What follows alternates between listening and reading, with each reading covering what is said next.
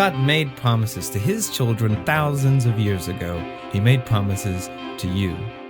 God said that he predestined you and foreknew you while you were still being formed in the innermost parts of your mother's womb.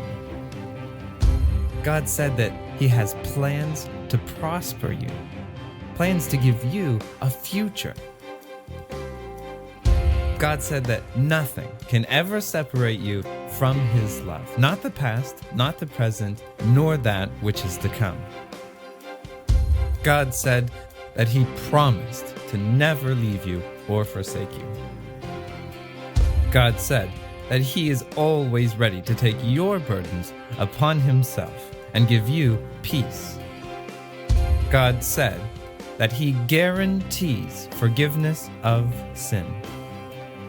God said that he loved you so much, he gave his only son as a sacrifice for you. So the next time you're wondering what you have to be thankful for, stop and think about what God has done for you. And give thanks to the Lord, for he is good. His love endures forever. Life isn't always easy. Storms come. Seasons change.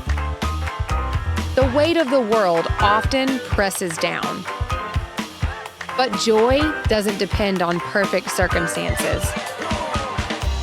It relies on a perfect God. True joy comes from knowing Jesus.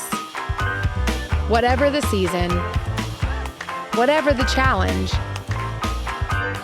you can have joy.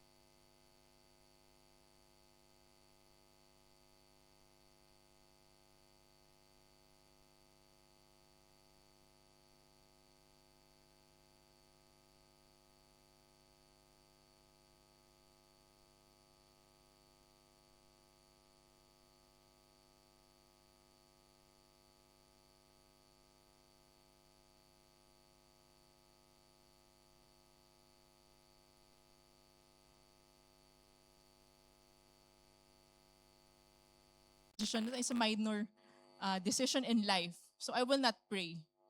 Akala natin maliit lang na bagay, so hindi ka mananalangin. You think you can do it on your own. Next is sin. Pag may kasalanan po tayo, di ba? Parang nahihiya tayong lumapit sa Panginoon. Pag may nagawa po tayong mali, if we have done something wrong, it hinders us from coming or calling unto the Lord. But remember what God said in 1 John 1:9. If you confess your sin, He is faithful and just to forgive us from all our sins and cleanse us from all our unrighteousness. Yun po yung sabi sa kanyang salita. No? Kahit gaano pa po man kaliit o kalaki yung ating mga kasalanan, lumapit lang po tayo sa Panginoon na tumingi ng tawad. He is faithful and just to forgive us. Yun po yung sabi sa kanyang salita. Then, yung isa po, natatakot tayo sa magiging sagot ng Panginoon. Ako siguro po inamin ko, ako yung po yun. Kaya minsan ako pong manalangin kasi natatakot ako baka may pagawa sa akin ng Panginoon. Kaya po hindi ako nananalangin. Sino yung kagaya ko dun? Yung natatakot kang manalangin kasi baka mamaya, ito yung gawin mo. Kaya sabi ko, Lord, hindi na lang po ako mananalangin. Kasi ayoko yung magiging sagot. Or you do not want yung answer dun sa panalangin mo. Parang alam mo na kasi yung magiging sagot eh. Kaya you don't pray. We don't pray. Another is, we do not have that relationship with Him. Wala tayong relasyon sa Kanya. Kaya tayo hindi nakakalapit. Kaya hindi tayo nananalangin. Kasi, yun nga po. Hindi natin siya kilala. Another is, we do not know Him and what He is capable of doing. Kasi if we know what God is capable, we can come to Him. Kung alam natin na nagpapagaling siya, lalapit tayo sa Kanya. Kung alam natin na magbe-bless sa atin, lalapit tayo sa Kanya, tatawag tayo sa Kanya, di ba? Pero minsan, hindi natin alam yung mga pangako niya, kaya tayo hindi lumalapit. Kaya hindi tayo tumatawag sa Kanya. That's why we do not ask. Because we do not know who God is. Pero di ba, naturo na po siya nung mga nakaraang Sunday. Sabi di ba, who am I? Who is the Lord to you? So, sino ba po ang Diyos sa inyong buhay? Next po is, siguro mga supporting verses po ito, John 15:7, regarding doon po sa ask. Sabi dito, if you abide in me and my words abide in you, you will ask what you desire and it shall be done to you. So, hindi lang po kagad yung dinesire mo nang hingi ka sa Panginoon, it will be done to you. Yes, it will be done to you. But what is the first line dun sa sentence? If you abide in me and my words abide in you. So, the Lord will not just answer, di ba? Pero we need to abide in Him. We need to stay with Him. Kailangan natin to remain in Him. Di ba? Hindi lang siya basta sasagot, pero we need to remain in Him. Kung ang layo nga natin, paano tayo sasagutin sa mga panalangin? So, we need to abide, we need to remain in Him. And yung salita niya. Kasi, hindi nga rin natin alam yung mga parang ano yung mga, minsan kasi yung mga kasagutan din nasa Bible po. Kaya if we know it, minsan malalaman po natin yung mga sagot. Another is, from James 1:6, sabi po dito, but when you ask for something, you must have faith and not doubt. Anyone who doubts is like an ocean wave tossed around in a storm. Diba? Minsan nalanalangin po tayo. Ako po, inaamin ko din po, I doubt din po. Minsan pag may pinapagawa po ang Panginoon, nagtatanong ako, don't worry po ang Panginoon po siya, yes, He is, we need to pray with reverence. Pero minsan masyado tayong parang nalilimitahan na doon. Na parang, I will pray pag nasa church na ako o kapag nasa room na ako mag-isa. Pero hindi natin alam na we can pray anytime, any day. Diba? Any time of the day, we can pray to Him or we can come to Him. Kahit ano man yung sitwasyon natin, nakaupo tayo, nakahiga tayo. Naglalakad tayo. Na pwede tayong lumapit sa Kanya. And we should not doubt, di ba? We should not doubt yung mga panalangin po natin. Kasi yun nga, minsan talaga, Lord, sasagutin niyo po ako, magda-doubt ka. Pero sabi, ano nga po yung sa unang, di ba sabi, when we pray, it increases our faith. Diba po? Next. Sabay-sabay po natin basahin itong John 14:13-14. Sabi dito, I will do whatever you ask for in my name so that the Father can be glorified in the Son. When you ask me for anything in my name, I will do it. So, pag nananalangin po tayo, ano po yun? Sabi nga dito, the answer to our prayers are not for our own satisfaction, but for the glory of God. Sabi, di ba, I will do whatever you ask for. Si Jesus yung nagsasalita dito eh. I will do whatever you ask for in my name so that the Father will be glorified. When we pray, it is for the glory of God. When we pray, no? Hindi yung para sa sarili natin lang satisfaction na, ito, bibigay sa akin to ng Panginoon kasi ganito. Pero, kaya ibibigay po yun ng Panginoon kasi para sa glory niya. Kaya minsan po, di ba, may mga bagay na, alam niyo na po ito, paulit-ulit po siya, pero I will not elaborate on it. Di ba? The answers to our prayers are yes, no, and wait. So, yung mga bagay pong yun, kung ano man po yung magiging sagot ng Panginoon doon, it's for His glory. And for the best para sa atin po. Kaya wag po kayo magmamaktol sa Panginoon kung hindi po sinagot ang inyong mga panalangin. Kasi ito po yung para the best para sa atin. Di ba po? Ayan. Parang lalo akong nakaman dyan. Nananahimik. Hindi ko pa lang po naiintindihan niyo or not.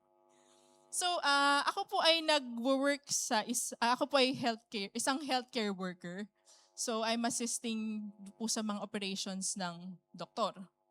Sino na pong naoperahan dito? Sige, huwag niyo na po itaas yung kamay ninyo.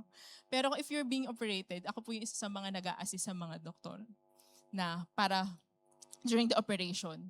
So, mga doktor po, iba-iba yan. Iba-ibang specialty. Meron sa ulo, there's neuro, there's ophthalmologist. From head to toe, magkakaiba po yan. Pagdating sa bones, iba yan. Spine, different one. So they have different preferences. Ako po nasa Euro at saka robotics and general surgery.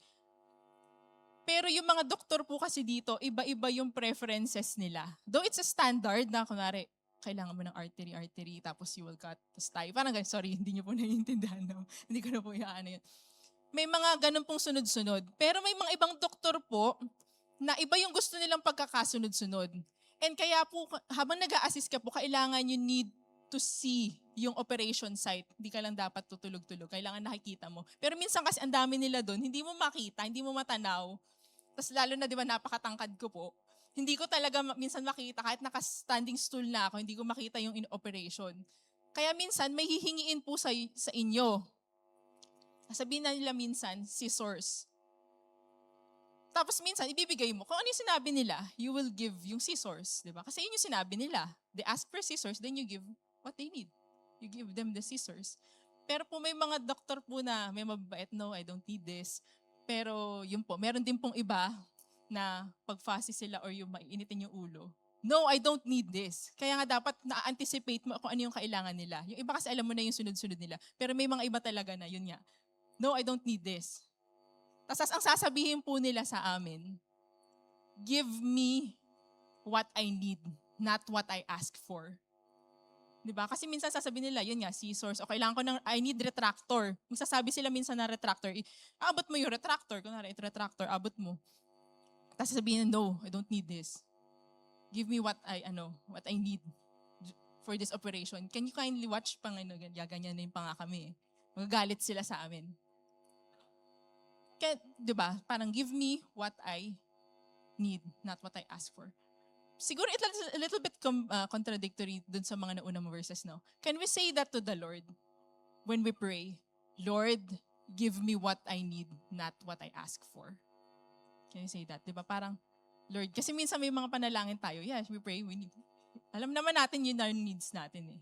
Pero minsan sa Panginoon, mas alam niya kung ano yung pangailangan natin. So Lord, when we go home after this one or later tonight or mamaya, Lord, give me what I need, not what I ask for. Yun po. So next po natin, so tapos na po tayo sa A, sa ask. Next is, ano po yung S? Seek. So seek. Kayo ba po ay familiar sa mga kasabihang, ay hindi naman to kasabihan, or mga words na to? Kung ahas yan, natuklaw ka na. Mata ang ginagamit sa paghahanap, hindi bibig.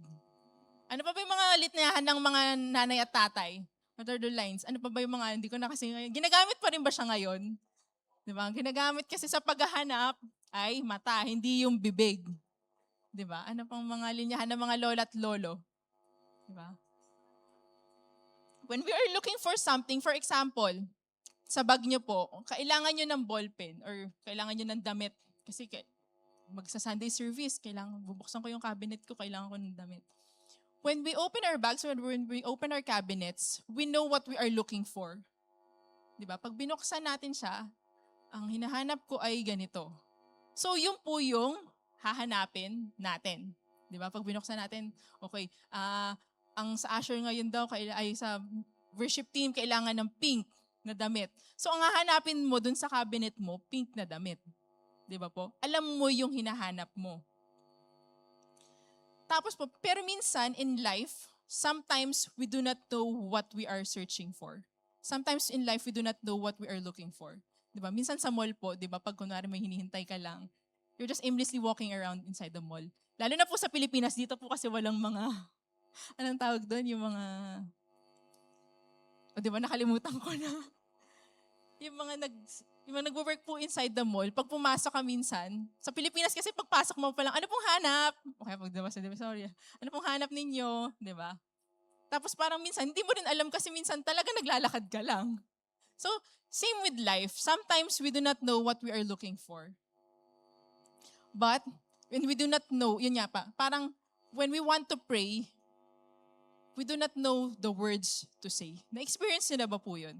Na parang minsan, Lord, gusto ko pong manalangin, pero I don't know the words to say. What are the right words to say? Or sometimes, you just want to cry unto the Lord.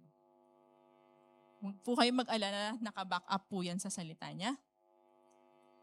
Sabi po dito, nilagay ko po dito two versions po. One from NLT and one from the Message Bible. So ito pong una is from the NLT, yung sa Romans 8:26. Ang sabi po dito, and the Holy Spirit helps us in our weaknesses. For example, we do not know what God wants us to pray for, but the Holy Spirit prays for us with groanings that cannot be expressed with words. Diba? Sometimes we just want to cry unto the Lord. We do not know what words to say. We do not know what words to utter. We just cry. Don't worry, the Holy Spirit is interceding for us. He's calling to the Father. Kaya parang kahit hindi mo alam yung gusto mong sabihin, iiyak mo lang siya sa Panginoon. The version from the Message Bible, I like it. Pero yung sabi, medyo mahaba lang siya kasi diba sa the Message Bible, hindi siya yung specific. Sabi sa Romans 8:26-28, medyo mahaba po. Sabi dito, meanwhile, the moment we get tired in the waiting, God's Spirit is right alongside helping us all along. If we don't know how or what to pray, it doesn't matter. He does our praying in and for us, making prayer out of our wordless sighs, mapapabugtonghin na lang, our aching groans. He knows us far better than we know ourselves, knows our pregnant condition, and keeps us present before God. That's why we can be sure that every detail in our lives of love for God is worked into something good. Do you like that version also? For me, I like it when I read it. Parang, may ganito palang diba? In-expound niya in a contemporary way. Tapos pag kayo mag-alala, yung pregnant condition, hindi naman po ako buntis. Siguro isipin niyo, diba? Hindi, diba pag buntis ka, may dinadala ka. So the meaning of the pregnant condition is pag may dinadala kang bagay, it may be emotionally something, diba? Kung may dinadala ka na parang mabigat, diba? Hindi mo alam kung ano yung masasabi mo sa Panginoon. It's like the pregnant condition. Iiyak mo lang siya sa Panginoon. Try niyo po yun kapag, pero syempre hindi ko naman i-wish na magkaroon kayo ng mga pinagdadaanan po. Pero kung yun nga po, kung hindi niyo minsan alam yung ipapanalangin niyo, iiyak niyo lang po siya sa Panginoon. And after that, the comfort, the peace that will fall upon you, you will not understand it. Siguro po, akin subok na siya. Try niyo rin po minsan. Hindi, pero yun nga po, subok po siya. Not just for me, pero alam po, madami na rin po yung mga dumaan sa ganun. You just cry out to the Lord, tas yun. You just don't know kung ano po yung isasagot niya. You just don't know the comfort na ibibigay niya sa inyo. So, okay pa ba po kayo dyan? Okay, mag-alala. Next po is Hebrews 11:6. Sabi dito, and without faith, it is impossible to please God. Because anyone who comes to Him must believe that He exists and that He rewards those who earnestly seek Him. Yes, we seek Him, di ba? Parang yun nga, yung faith. And without faith, we need faith to come before the Lord. It is impossible to please God if we do not have that faith. And kailangan when we seek the Lord, sabi doon, di ba, may adjective doon, earnestly seek Him. Sa ibang version po, diligently seek Him. Ibig sabihin po nun, wag po tayong magsasawang maghanap. Di ba minsan po sa treasure hunt, have you played that game? Or minsan pag may hinahanap kang treasure, or may hinahanap kang gustong-gusto mo, hindi ka po talaga titigil sa paghahanap nun. Sabi ko, hindi, alam ko talaga, meron akong tinago dito. Alam ko talaga na may ganito akong bagay na naandito sa cabinet, naandito sa lalagyanan ko. So, you will diligently look for it. Diba? Hindi ka magsasawang hanapin yun. And pag sa treasure hunt naman po, diba, you will earnestly look for it. You will earnestly seek it kasi you know that there is a reward kapag hinanap mo yun. That treasure is that reward, diba? Kaya, you will diligently seek for it. You will diligently look for it. The same with the Lord, diba? We need to diligently seek Him para po mahanap natin siya. Pero, nalalaman po natin, bakit nagtatago ba ang Lord? Sige po, maya-maya po. Then, from Jeremiah 29:12-13, sabi dito, "Then you will call upon me and go and pray to me, and I will listen to you." Diba? "And you will seek me and find me when you search me with all your heart." The same way, diba? We search with our eyes, we search with all our heart for the Lord. Tapos, this is a good promise, diba? Sabi dito, "Then you will call upon me and go and pray to me, and I will listen to you." Siguro nga po yun, minsan akala natin malayo po ang Panginoon, pero hindi. Ang pangako niya, sabi niya, "And I will listen to you." Nakikinig po ang Panginoon. The Lord is listening to all our prayers. The Lord is listening to all our groans. The Lord is listening, mapapabugtong hininga ka na lang. Naririnig at alam po yan ng Panginoon. Then po, sabi dito, Isaiah 55 verse 6, "Seek the Lord while he may be found, call upon Him while He is near." So yan po yun. Parang, kailangan po natin to seek the Lord while He may be found. So parang tatanong niyo po doon, medyo pilosopo po kayo. Nawawala ba po ang Panginoon? Parang, while He may be found. Seek Him while He may be found. Bakit nawala ba siya? Hindi po. Ang Panginoon na andyan lang po siya. He is ever present. God is ever present. The problem or the main concern is tayong mga tao. Tayo po yung lumalayo sa Kanya. Tayo po yung humihiwalay sa Kanya. Ang Panginoon na andyan lang po siya. Tayo po, kapag may nagawa tayo, ay lalayo muna ako. Ay, nahihiya ako sa Panginoon, lalayo tayo. Do not let that time come na manlalamig pa po tayo sa pananampalataya. Kaya po tayo lalayo sa Panginoon. Kaya sinabi niya dito, seek the Lord while He may be found. So habang malapit ang Panginoon, lumapit na tayo sa Kanya, huwag na tayong lumayo. Kasi pag lumayo pa tayo, hindi natin alam kung ano pang mangyayari sa atin. Di ba po? Kaya kung may kilala po kayo, or minsan tayo po talaga yun, di ba? Sabihan na natin ang sarili natin. Huwag na tayong lumayo sa Panginoon. Lumapit pa tayo sa Kanya. Call upon Him while He is near. Kasi naandyan lang naman talaga siya. God is near to the brokenhearted. Next po is Matthew 6:33.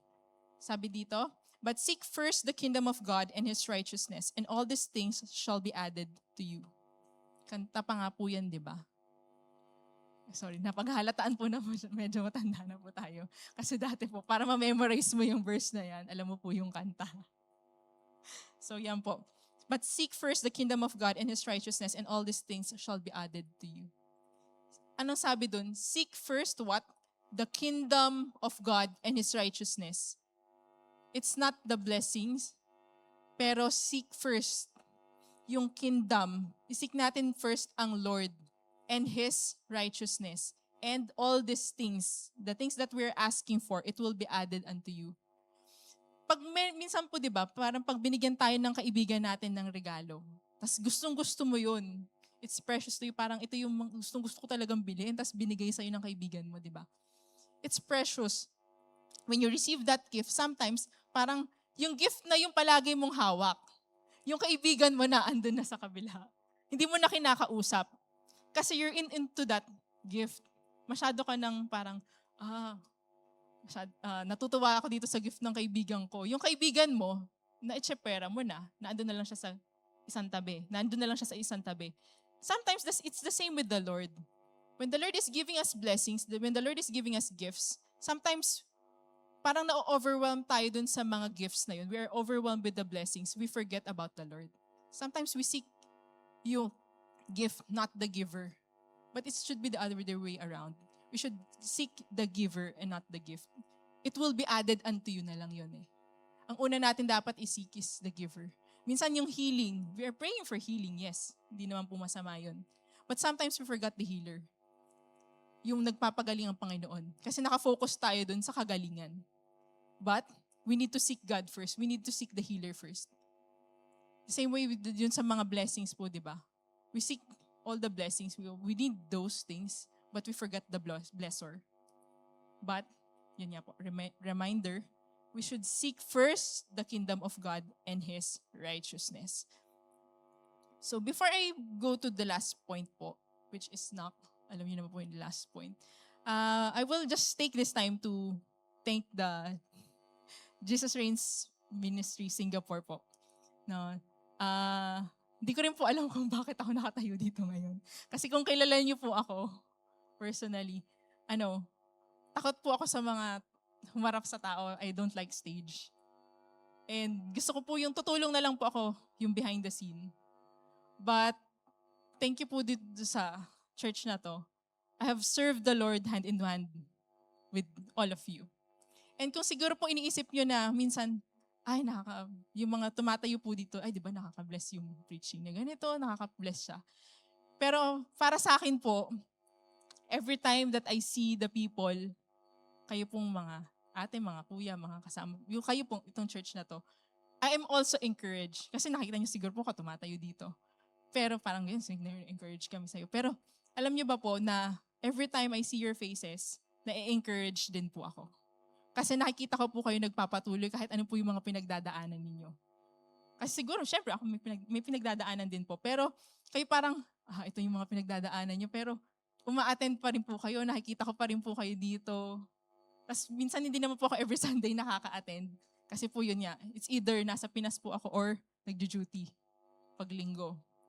Kaya po pag nakikita ko po, I'm encouraged with this. Hindi nyo lang po alam, pero yung pag-attend nyo po dito, nakaka-encourage din po. You may not know that you're also an answer to other people's prayer. Yun po. Then, bakit mo sinasabi yun? Per topic niya prayer. Hindi po. I will just also take this time to share my testimony po for the glory of God. Yes, it's my first time to share po dito sa Sunday service and it's my last time also. It will be my last time. And, paano ba? Ano ko sasabihin? Hindi ko rin alam. Nagpapasalamat po ako sa bawat isa. Yun nga po. That given me the opportunity to stand here in front of you to share the word of God. It's difficult po, sa totoo lang po, pag nag-share ka po. Kasi ikaw yung una talagang kakausapin ng Panginoon. And the topic of prayer, sabi ko, hindi ko na naman to, forte.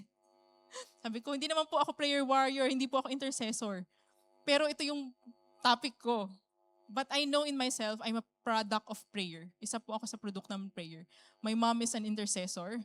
Siya yung, siguro I can see her life now, parang atin siyang prayer meeting. O kaya minsan pag may prayer item po, siya po yung tao na may prayer item. O pag-pray na natin. On the spot po pag-pray. Parang okay. So I know in myself also na produkto rin po ako ng prayer. Kayo rin po kung nandito po kayo ngayon, you're also a product of prayer. That's why you're here. Because somebody prayed for you. Na para na andito ka. Somebody prayed for you na magpatuloy ka. And yung journey ko po dito sa Singapore, bago po ako pumunta dito sa Singapore, ang hirap din po. Kasi kaya ka nga po, medyo inaamin ko naman po, pasaway po kasi ko. Alam ko na mag-abroad ako. Alam ko na magiging OFW ako, pero ayoko kasi. Alam ko na parang doon ka dadalhin ng Panginoon, pero ako, sabi ko, ayoko na kasing, ang reason ko noon, sabi nila, mag-abroad na tayo. Ang dami kasi nagyayaya, dun sa work ko po, dun sa Pilipinas, madami po nagyayaya. Apply tayo sa ganito, apply tayo sa ganito. Tapos ako, sige. Kasi parang masaya na ako dun sa work ko. na parang day in, day out, parang okay, tas parang masaya naman kayo dun sa work, kahit busy kayo, kahit toxic kayo. Tas para pang nag-apply, parang reason ko noon po, kaya ayokong mag-apply, kasi ayoko nang mahiwalay sa pamilya ko, and I don't want to live again in another country. Parang sabi ko, ayoko nang tumira ulit sa ibang bansa, parang ganun. Tapos ayoko nang mahiwalay sa pamilya ko, kasi dati OFW din po yung papa ko. At parang ayoko nang humiwalay sa kanila. Kaya gusto ko sama-sama na tayo. Medyo sentimental. Medyo clingy po eh. Parang sige, ayoko mahiwalay sa kanila. So pero po yun. Tapos ito pa po, ang nakakatawa. Kasi, nung nag-medical mission po kami sa Pilipinas, meron pong isang, nasa ibang bansa na siya, nasa ibang bansa. Tapos galing din siya pong JR Singapore. Tapos nung nakasama po namin siya sa medical mission, ang sabi niya, sabi niya, kakaiba daw talaga yung Singapore. Kasi nurse din po siya. Sabi niya, sa Singapore daw, bawat kibot mo, gagawa ka ng report. Kapag may mali ka, may report. I don't like making reports. Ayoko nang gumagawa ng report. Ayoko nagsusulat ng mga ganitong report. Sabi niya, bawat kibot mo, may report kang gagawin kapag may mali, ganyan-ganyan. Tapos sabi ko, nag-instill sa isip ko na I don't want to go to Singapore. Like, sa lahat ng country, sabi ko, saan ako pupunta? Kasi ayoko rin naman ng US, parang gano'n. Sabi ko, saan akong bansang pupunta? Ayoko rin naman ng Singapore. Kasi nga, ang hirap. Parang yun na yun na-instill sa akin. But, so funny thing, now you can see, nandito naman po ako, di ba? So, dito ako nakapunta. And another is, kaya ka nga po nag-apply dito sa Singapore, yun, kasi nakita niyo, nandito naman na po ako. Kaya ka nga nag-apply sa Singapore kasi to earn money. Sa amin po, bago ka makapunta dito, you need to take the exam, yung board exam po nila dito. Though mas maiksi na, kung sa Pilipinas po ay 500 items, dito naman po parang 100 lang ata. So you need to take the board exam, then you're going to pay for the placement fee. And the placement fee is a large sum of money. So sabi ko, saan ako kukuha? Kaya nga ako mag-abroad eh. Tapos magbabayad pa ako ng placement fee. Tapos nung nag-a-apply po ako, alam ko naman po na legit yung agency, pero kinakabahan ka pa rin. Tapos ako po, panganay rin po kasi ko. Kaya parang kung may kailangan sa pamilya, naglalabas ka rin. So yun talagang, hindi ka talaga nakakaipon ng ganun. I mean, may ipon ka, pero hindi talaga ganun din. Pero kasi nilalabas mo rin. Tapos yun nga, magbabayad ka ng placement fee. Tapos nung pinagre-resign na po ako, so nakapasa na, okay na po lahat, sabi sa akin, kailan ka magre-resign? Sabi ko, give me yung starting date ko dito sa Singapore. Tsaka ako magre-resign. Hindi, kailangan mo muna mag-resign bago kita bibigyan ng date. Sabi ko, kilala, kaya po lalo akong kinakabahan. Kasi baka mamaya walang mangyari sa akin. Nagbayad ako, tapos nag-resign ako sa hospital. Biglang wala naman pala akong trabaho, di ba? Mag-a-apply na naman ako ng iba. Hindi, sabi niya, mag-resign ka, give me the end date, saka ka namin bibigyan. So I resigned dun po sa Pilipinas ng July. So end of July, wala na po akong trabaho.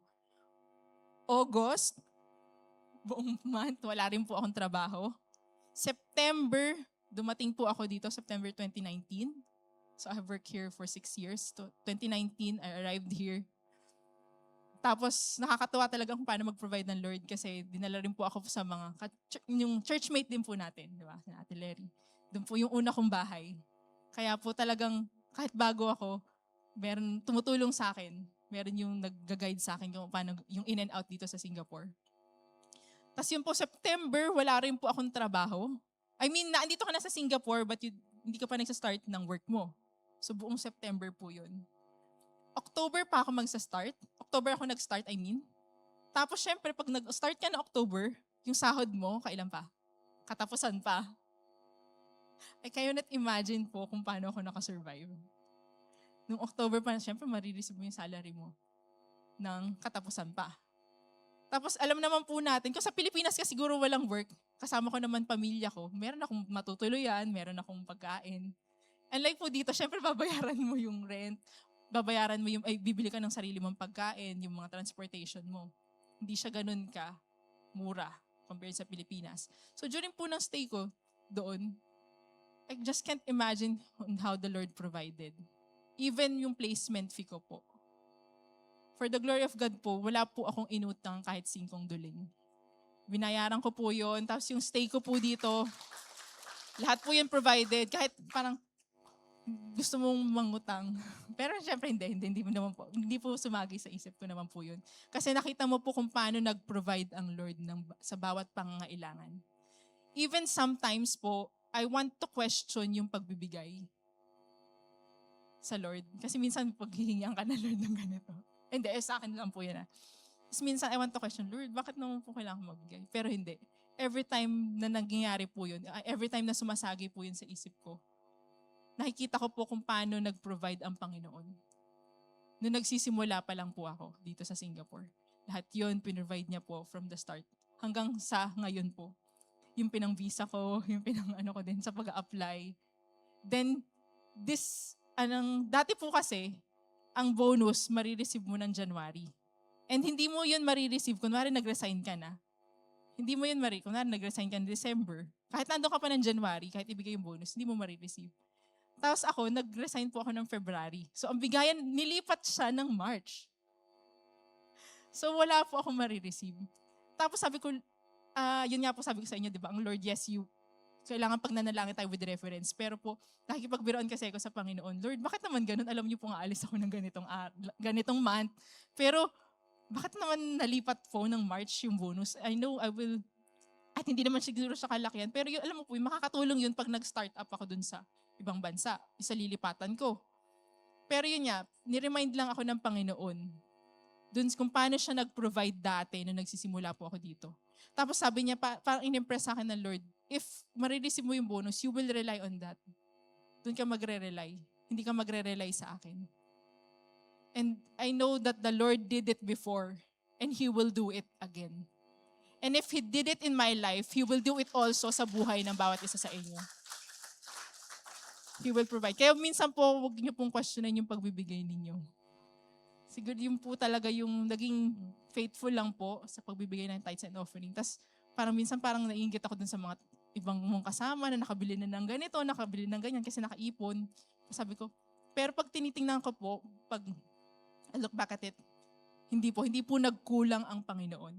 Hindi po siya nagkulang. Siya po yung nag-supply lahat po ng mga pangangailangan ko. At kaya niya rin po yung gawin sa bawat isa po sa atin.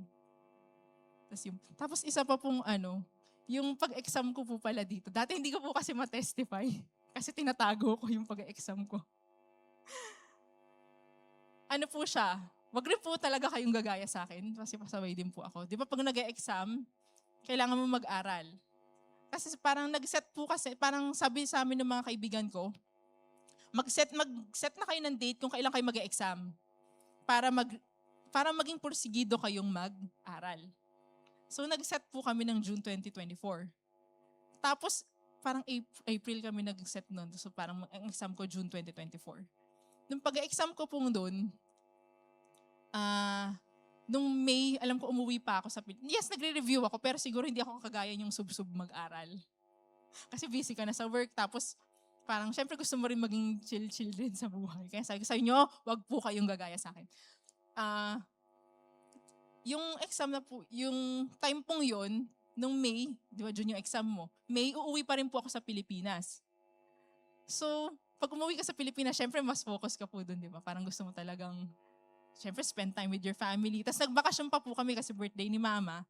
So pumunta kami noong time na yun, parang Siargao po ata. So syempre pag phone mo, di ba, wala namang internet, mahina yung internet connection. So hindi ka makakapag-aral online. Tapos syempre hindi mo naman dadalhin yung mga libro mo din, di ba? Yung mga papers mo din, di ba? Kasi mabigat para sa flight.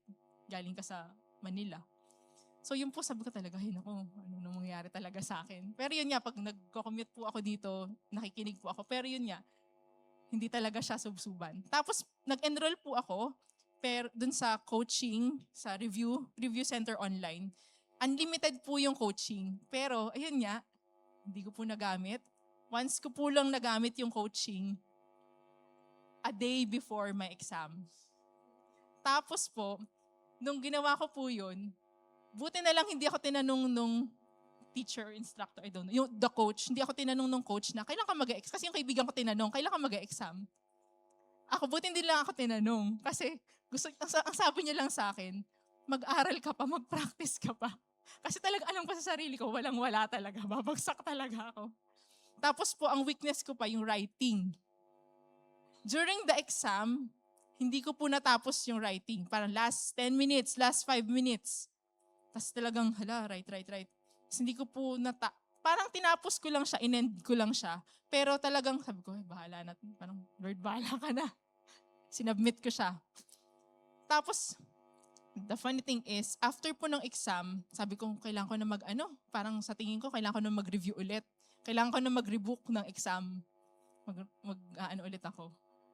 Tapos nung po, inimpress po sa akin ng Lord, huwag kang mag-aaral, huwag kang mag-check ng kahit ano. So parang sabi ko, Lord, ikaw ba yan? Inimpress po niya sa akin yun. So, during the waiting time, hindi ko po binuksan yung kahit anong libro, kahit anong reviewer. Talagang sabi ko, sige Lord. Tapos hindi ko sinasabi sa kaibigan ko yun kasi hindi niya maiintindihan. Kasi ako yung una nag-exam, tapos siya. Parang June 22. Ako June 1. Tapos parang, sige, mayaan mo na. Nung lumabas po yung exam, lumabas po yung result, praise God, pasado po. 1 take po siya. Hindi ko rin, ang tawag ko po doon talaga himala. Kaya pa po, yung mga taong nagtatanong din po sa akin na magte-take ng exam, paano ginawa mo, anong review mo? Sabi ko, actually, himala lang talaga.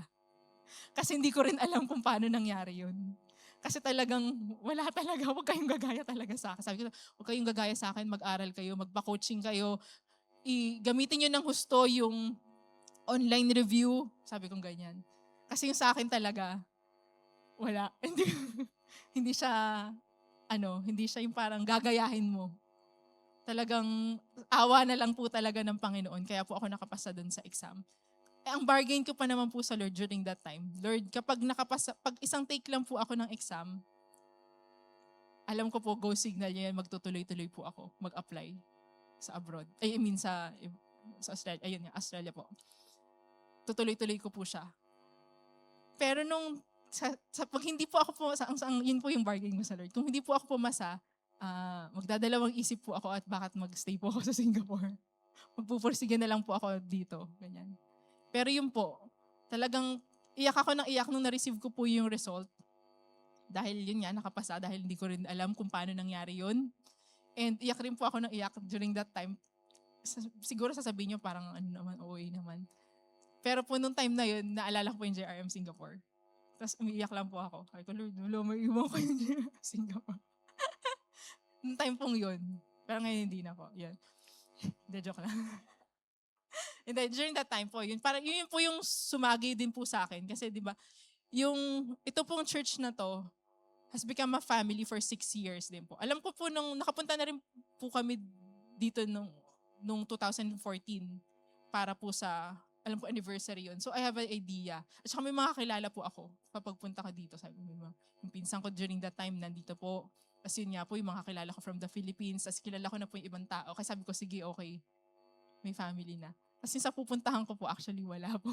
Wala po akong kakilala. Good thing nag-provide ng Lord. Kasama ko po yung kaibigan ko at saka yung 2 anak niya. So sabi ko, Lord, sige, salamat po kasi binigyan niyo pa rin po ako ng taong makakasama dun. Kasi it's different. Australia is different from Singapore na parang pagbaba mo, may makikita kang tao dun. Pinapakita po ng kaibigan ko parang ghost town. Sabi niya, naku, Dana, dito pag sa isang alley, isang street, ang dami daw nilang nakikitang tao. Tapos paglipat daw nila sa isang street, same rin naman yun na lugar. Wala daw tao. Sabi ko, Tapos parang, sige, kaya natin yan. Yun po. Dito rin po sa Singapore, parang nagkaroon po ako ng madaming nanay, tatay, mga atet kuya, and mga nakakabatang kapatid. And sa mga pastor at pastora po na tumulong sa akin, yan, yung mga iniiyakan mo pag may mga problema ka din. And sa DG. Kaya kung kayo po ay wala pang DG, join po kayo sa mga discipleship groups. Just approach yung mga ushers or yung mga leaders kung kilala nyo, or kung sino yung nag-invite sa inyo, I want to join a discipleship group. Kasi they can help you para po mag-grow sa inyong pong journey sa Panginoon. Sila po yung mga tao na pwede nyo pong tanungan pag may mga tanong po kayo. Di ba po? Ginagamit po sila ng Panginoon. And sobra pong blessed din po ako dun sa DG, sa discipleship group ko po, which is LOJ, na alam mo yun, talagang noon parang wala, attend lang tayo, ganyan. Pero alam mo yun, yung mga deep conversations namin na, ito yung mga pinagdadaanan namin, doon kami po nag-grow talaga sa Panginoon. Talagang lumapit sa Panginoon. Yun. So next na po, napatagal po tayo, is knock. So imagine niyo muna po, ayan, ano na naman ako, I will ask for your attention. Kunwari po ito'y bahay. Kayo po, nasa loob kayo. Ako po yung nasa labas. Nandiyan kayo, nakasara yung pinto. Kung ako po ay nakatayo dito, ito yung pinto, imagine niyo na lang po, hindi tayo gagawa ng pinto. Imagine niyo, this is a door. Kung naandito po ako nakatayo, sa tingin niyo, papapasukin niyo po ako. Nakaganyan lang ako. I'm just waiting. Unless may guard siguro na magbubukas. Pero bahay nga siguro hindi naman po. Hindi niyo po ako pagbubuksan. Kasi, hindi ako kumakatok, hindi ako nagdo-doorbell. So, wala ang mangyayari. Dito lang ako. I'll just wait here hanggang sa anong mangyayari sa akin, di ba? But once I knock or press the doorbell, saka niyo malalaman na may tao sa labas. At pag bubuksan niyo ako. Buksan mo, papasukin ako. Bulaklak para sa'yo. Ayan, dyan po kayo. Dyan po tayo magaling.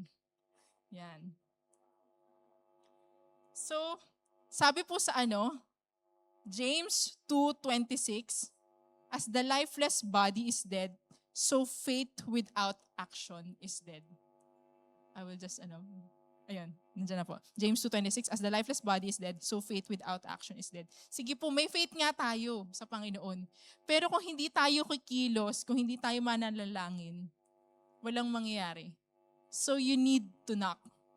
Knock, pag nag-knock ka, di ba, is a verb, is an action word. So you need to do something. Hindi ka lang just, basta lang tatayo. You need to act on it. Same with prayer. Hindi yung parang, may faith naman ako, yung DJ head ko, sina pastora, pinapanalangin naman ako niyan. Sila na yung mananalangin. Hindi na ako. No. We need to work on it also. We need to pray. We need to do something. Kailangan nating kumilos.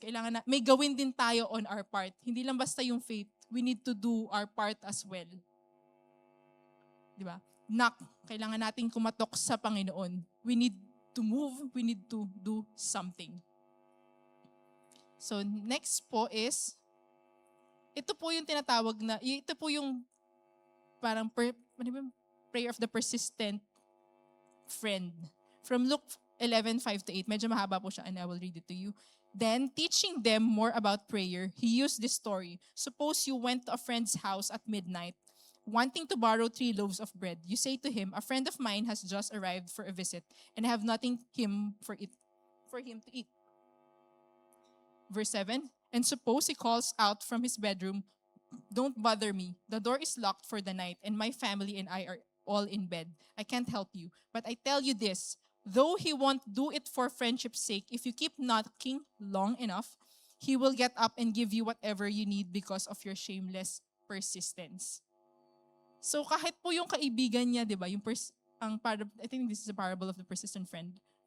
Kahit po yung friend niya na, dahil natutulog na yung friend, tapos may friend na kumakatok, dahil persistent siya sa pagkakatok, siguro ang kulit niya, ang ingay niya, kahit yung kaibigan niyang natutulog at pamilya niya, kahit nakahiga na, babangon at babangon sila para ibigay yun, yung hinihingi ng kaibigan niya. Kasi bakit yung friend ibibigay niya dun sa friend niya? Because his friend is persistent. I just like sabi dito mga shameless persistence. No? Na parang, dahil persistent yung friend, he keeps on knocking dun sa door. Inirita yung siguro noon, sabi, ang ingay naman ito, sige, nabababa na ako. Binigay niya yung hinihingi. The same with us. If we are persistent and knocking at the door of God, pag may hinihingi tayo, if we are persistent enough, if we have that shameless persistence, will He not open that door? Kasi po, di ba, yung meron pa po verse sa Bible na, yung persistent widow, kahit masama yung hari, dahil she is persistent, ginrant nung, I think the king or the judge, yung judge, yung hinihingi ng widow. Di ba kung ang earthly father natin gives us kung pag humingi tayo, how much more our Father in heaven when we ask from Him? Will He not give it to us? Hindi. Bibigay niya yun. Pero yun nga, we need to be persistent. Segue lang po, wala po to dyan. If you know the parable of the 10 virgins, this one is, I will be talking to dun sa mga matatagal ng believers. This is the parable of the 10 virgins na talagang nag-struck din po sa akin na tinuro nung leader ko po dati sa Pinas. Yung sa parable of the 10 virgins, they are waiting for the bridegroom. There's 5 wise virgin and 5 foolish ones. The 5 wise virgin, they prepared oil for their lamp. Then the 5 foolish, wala lang din. Pasaway din po, kagaya ko. Yun, they didn't prepare anything. So they're waiting for the bridegroom. Then when the bridegroom arrives, nagising po sila. Yung wise virgins, they open their lamp, meron silang extra oil. So yung lamp nila, it keeps on burning. The foolish ones, nanghingi po sila dun sa 5 na meron pang oil. Sabi niya, can you give us some of your oil? Sabi nila, hindi, kasi it's enough for us. Ngayon po, nung dumating po yung bridegroom, ang pinapasok lang yung 5 wise virgins. Tapos yung mga foolish po, naiwan sila sa labas. Then the foolish ones, they keep on knocking. Siguro parang sasabihin nyo, ang contradictory naman ng sinasabi mo. Sabi mo, if we keep on knocking, if we are being persistent, the Lord will open it. But this time, in a different context, they keep on knocking dun sa door, siguro sa banquet, wedding banquet, kasi na yung bridegroom yun, di ba? They keep on knocking, but the bridegroom didn't open the door. Kahit makulit sila. Sabi nila, can you open the door for us?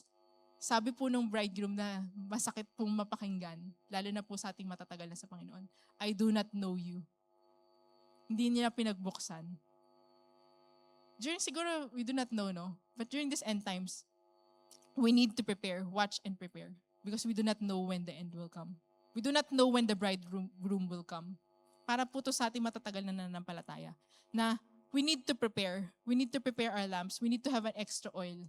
How are we preparing while waiting for the coming of the bridegroom? Siguro po ganun po yun ng Parang, we need to prepare. We need to be wise, like the wise virgins. No? Na parang when that time comes, mapapasukin tayo ng Panginoon. Hindi tayo yung kumatok, tas sasabihin sa atin, I do not know you. So we need to prepare. How are we preparing while waiting? Yun po yung iiwan ko lang po sa inyo. And doon po sa mga bago, if it's your first time attending here, or siguro naka-attend ka na po a few times, this verse is for you. And siguro kahit po yung mga matatagal na, pero tayo na yung nakaupo sa trono ng ating mga puso. Na parang we have that pride, we ask the Lord to set aside. Kasi parang, Lord, dito muna po kayo. Gusto ko ako yun muna yung magmamaniobra ng buhay ko. This verse is for you. This verse is for us. Sabi sa Revelation, sinasabi po ito ng Panginoon sa mga Laodiceans, sa mga believers na. Pero this time, I will be sharing it and talking it sa mga bago po. Sabi dito, behold, I stand at the door and knock. If anyone hears my voice and opens the door, I will come in to him and dine with him and he with me. So, tayo po, di ba, knock. Tayo kumakatok sa Panginoon. And the Lord is also knocking at the door of our hearts. Are we willing to let Him in? Nasa sa atin po yun. He has given us the free will to decide if we're letting God to go into our hearts or not. Nasa sa'yo po yun. If you want to have that relationship, kausapin niyo lang po ang Panginoon. He is knocking at your door. Anak, gusto kong pumasok sa inyong puso. Gusto ko ako na yung maging master ng iyong buhay. Yun. Kumakatok din po ang Panginoon sa ating mga puso. Then for the take-away questions po. Number 1. Sige, pag na po kayo mamaya. Kung may mga tapaw sessions po kayo, ito po yun. Or during your quiet time, tanong niyo po sa sarili niyo, do I have faith? Number 1, do I have faith when I ask God? Nananampalataya ba po tayo when we come to God? How often do I call on Him? Next is, do I seek God earnestly? Nagsisik ba tayo sa Kanya earnestly? How diligent. The number 3, do I knock at God's door persistently? How consistent and determined. Kayo na po yung nakakaalam ng mga sagot niyan. And may I call on the worship team po para po sa ating, sabi po dito sa conclusion, di ba, yung ask. Sabi, ask, seek, and knock. Sabay-sabay nga po tayo, ano ba yung acronym na ask? A, ask, S, seek, and K, knock. So I'll just reiterate yung sabi po sa Matthew 7:7. Ask and it will be given to you. Seek and you will find. Knock and the door will be opened to you. Keep asking, seeking, and knocking. Kasi the Lord hears our prayers. We just need to come to Him. So may we ask everybody po na tumayo po tayo. And let's continue to worship the Lord. So God, Lord, salamat nga lang po Panginoon sa inyong salita. Oh, hallelujah, Jesus. Hallelujah, Jesus.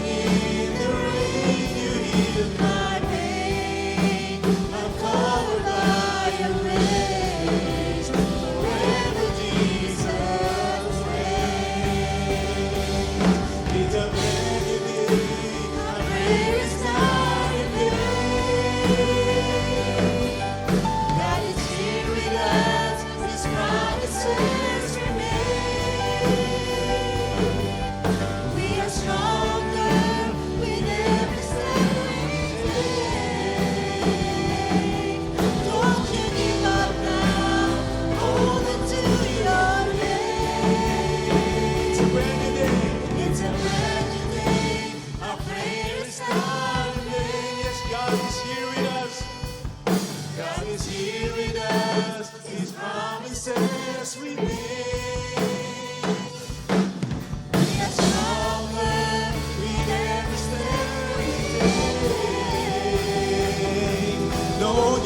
come now. Hold up to your faith. There is a miracle when you believe. Yes, believe, oh God. Touch His presence once again.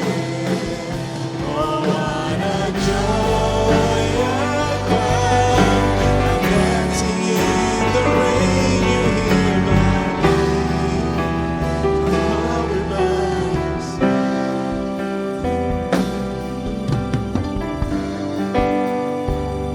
Hallelujah, Jesus. Lord, there is a miracle when we believe. Lord, we believe, Panginoon. Lord, continue to increase our faith. Continue, Panginoon, na magpakilala po kayo sa bawat isa sa amin. Lord, I pray, O God, that as we live our lives, we will continue to keep on asking. We will continue to keep on seeking you. We will continue to keep on knocking at your door, O God.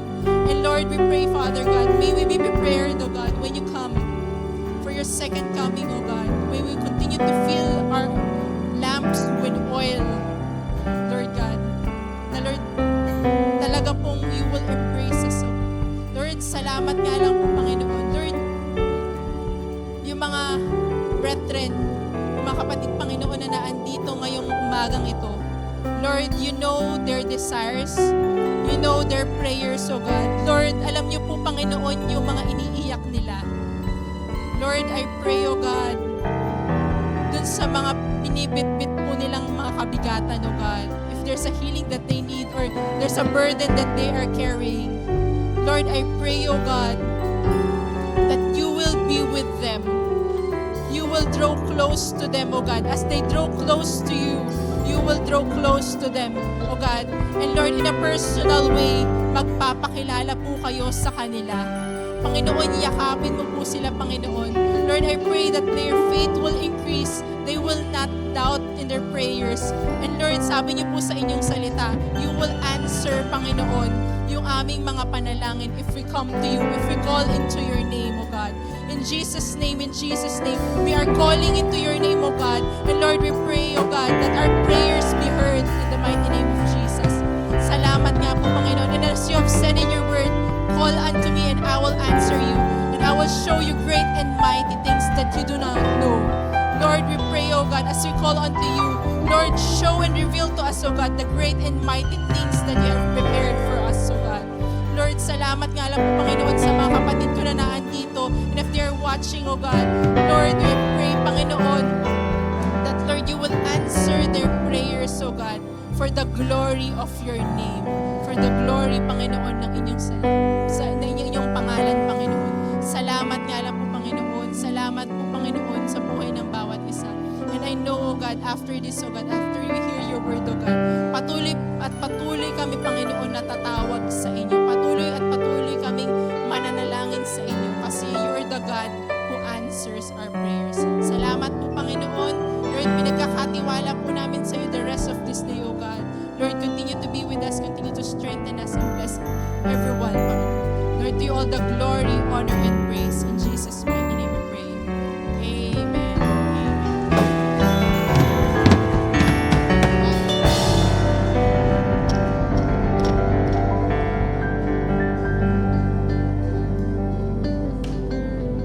Thank you, Sister Dana, for that wonderful message, sharing your life experiences. So, are we blessed po ba? Na-blessed?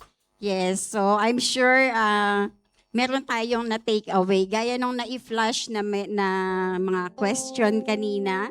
Sa akin, ang maano ko lang is yung tanong kanina na, what are the hindrances that prevents us from coming to God? So later together sa ating tapaw session, we can discuss po at pwede natin pag-usapan, share po natin yung mga experiences natin para maging encouragement po sa bawat isa.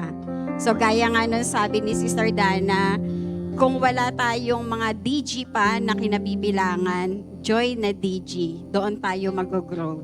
So thank you.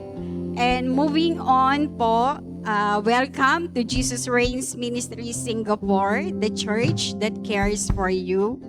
Before po, can we tell to someone sitting next to us, I'm glad you are here. Yes, we're so glad po that you are all here, especially sa ating mga first-time guests. We're so blessed po to have 5 first-time guests. So, yes, praise God. So, can we request po dun sa mga first-time guests to please stand up so that the usher can come to you and bring you to the next room. We just want to pray for you and give you a token of our appreciation. Maaari po bang tumayo yung mga first-time guests? Samahan po kayo ng usher sa kabilang room. Thank you po for coming. We hope po na hindi ito yung una at huli, kundi ito yung simula ng inyong pagdalo. We also want to acknowledge Sister Maripes Employer is here with us. Welcome po, Sister Maripes Employer. So God bless everyone. Thank you for those na nag-invite po. Let's continue to invite and share the gospel. So allow me po to read sa ating offering.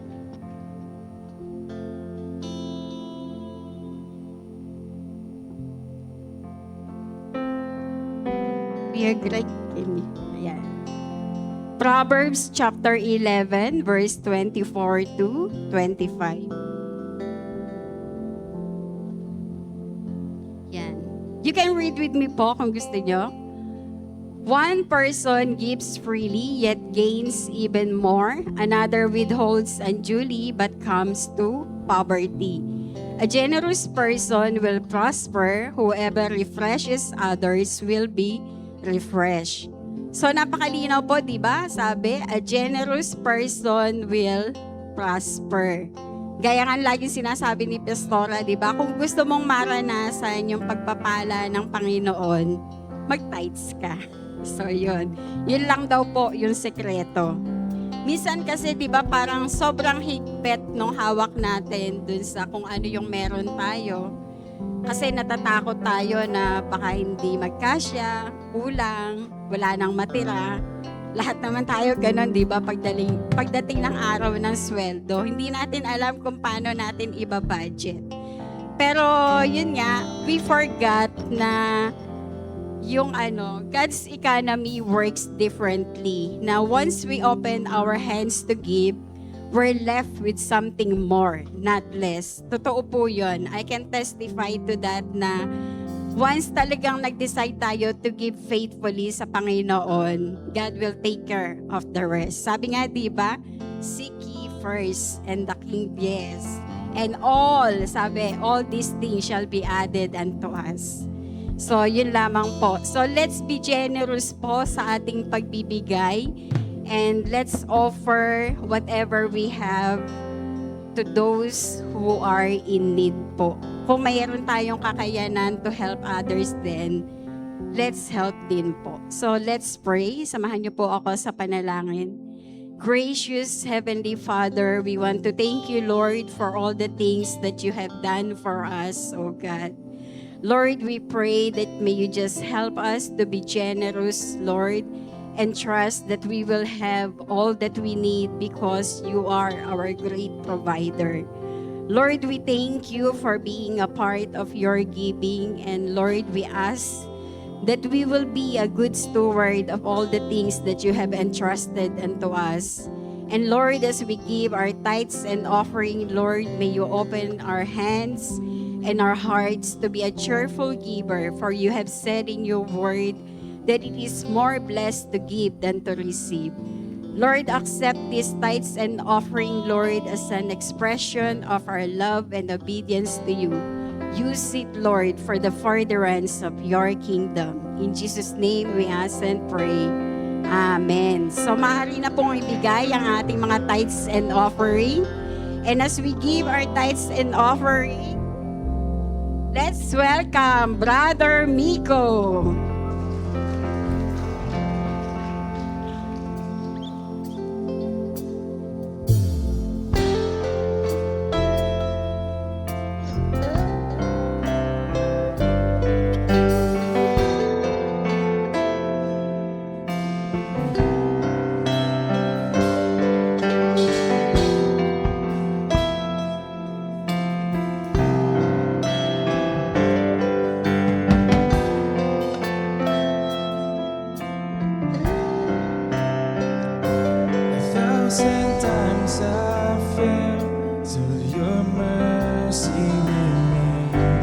should I stumble again, says I'm caught in your grace. Everlasting, your light will shine when all else fades. Never ending, your glory goes beyond all fame.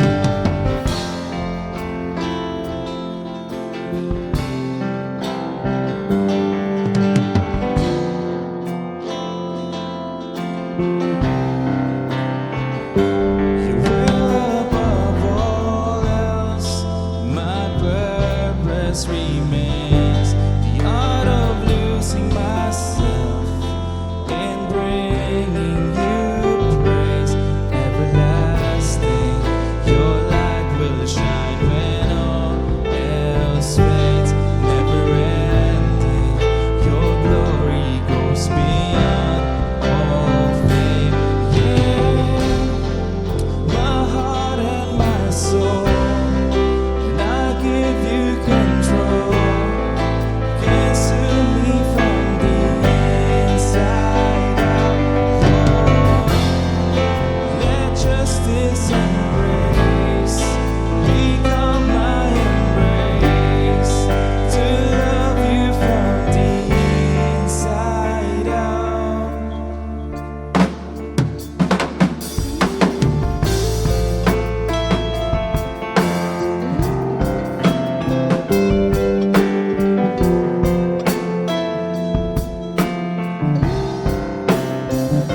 You will above all else, my purpose remains. The art of losing myself in bringing you praise. Everlasting, your light will shine when all else fades. Never ending, your glory goes beyond all fame. Yeah. My heart and my soul, I give you control. Consume me from the inside out, Lord. Let justice and grace become my embrace, to love you from the inside out. Everlasting, your light will shine when all else fades. Never ending, your glory goes beyond all fame. And the cry of my heart is to bring you praise from the inside out. My soul cries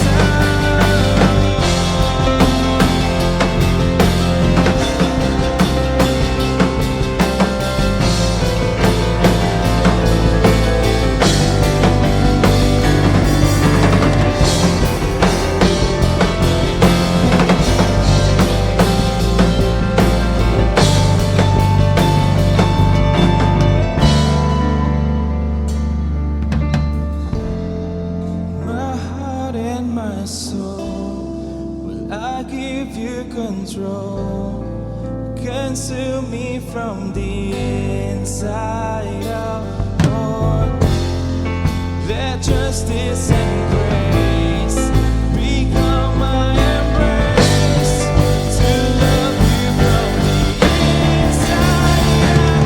Everlasting, your light will shine when all else fades. Never ending, your glory goes beyond all fame. And the cry of my heart is to bring you praise from the inside.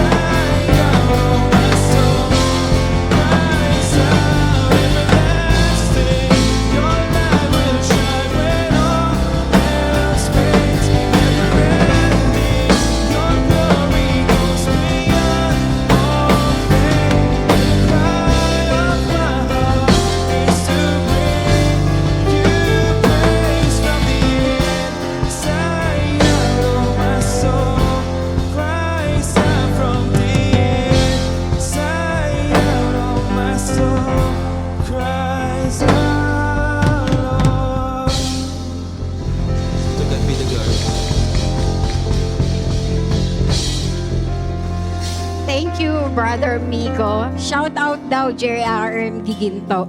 Galing ng JRM Giginto yan. So, excited na kayo sa announcement? Sino excited? So, before po, let's watch po yung video.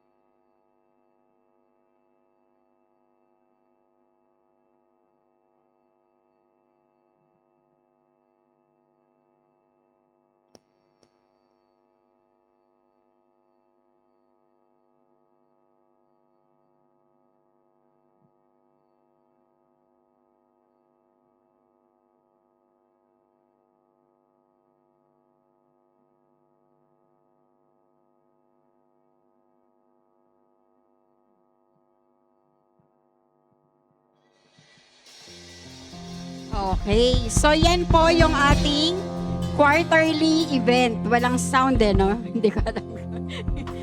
So, yon. Ano po yon? Fit check. So, dahil po sa overwhelming response ng lahat, open na daw po ito for all ages. So, kahit 55 years old, kung single pa rin kayo, pwede po kayong mag-join. As long as never been married and no children. Sorry, Ate Darin. Hindi pa rin tayo kasama. Sa mga single lang daw po na hindi pa kinakasal at talagang single nga. So yon, we hope po na maka-join kayo. Very exciting po itong event na ito. Dahil meron din po silang dito, question and answer. So parang podcast style daw. So you can imagine kung paano ang setup. May mga group activities para pag-usapan daw yung personal growth, friendships, relationship, and life goals. Siguro para maturuan din kayo kung paano pumili ng tamang partner. So yon. So pero we encourage po na mag-sign up kayo. Kung nag-send na po yung mga DigiHead nyo ng link, please sign up. Kung hindi naman po, pwede nyo scan yung QR code nasa bulletin board kasi 30 lang daw po yung slots na available. So, na po kayo, mag-sign up and register. Yun lamang po, sa March 22 na po yon sa Sunday. May I call Pastora Bang for the benediction. God bless everyone. Sige po, tayong lahat ay tumayo as we receive the Father's blessing. Bless po natin ang ating mga kamay. May the Lord indeed bless you and keep you. May His face shine upon you and give you peace. Panginoon, lagi po namin tatandaan, andyan lang po kayo parati. You just need, Lord, to ask, seek, for definitely, Lord, we will find you. Sa anumang sitwasyon na aming mga buhay, Panginoon, patuloy lang po kaming magtiwala sa inyo, manalangin. At alam namin, Panginoon, kayo ang mabuting Diyos na lagi pong sasagot, tutugon sa lahat po ng aming mga panalangin. Ingatan mo po kami, Panginoon, sa buong isang linggo, samahan, gabayan. Ikaw po, Panginoon, ang maging matibay naming buog, especially in this season, Lord, in this time that hindi po namin alam kung ano yung mangyayari. We don't know what tomorrow will bring, oh God, but we know who holds our tomorrow. And it is you, our Lord Jesus Christ. Marami pong salamat, Panginoon. We also remember Sister Dana as she lives, Lord, next week on Saturday. Patuloy niyo po siyang ingatan, samahan, gabayan. I know, Lord, that you have prepared the place for her. Ikaw po, Panginoon, din ang magsasama sa kanya, mag-iingat. Ihanda mo yung kanyang trabaho. Alam ko, Panginoon, makaka-adapt po siya ng madali sa lugar na yon dahil inihanda niyo na po yung pinakamainam para sa kanya. Salamat, Lord, sa 6 na taon na nakasama namin siya sa lugar na to. Alam namin, Panginoon, marami ka pong idiniposito sa kanyang puso at sa kanyang buhay. Salamat, Panginoon, pinagkakatiwala po namin siya sa iyong mabuting kamay. Salamat, Panginoon, sa aming pong paghihiwa-hiwalay ngayong umaga, yung pagsama mo, yung gabay mo, yung pag-iingat mo, ay patuloy po namin maranasan. For indeed, Lord, thine is the kingdom, the power, the glory, and the majesty, both now and forevermore.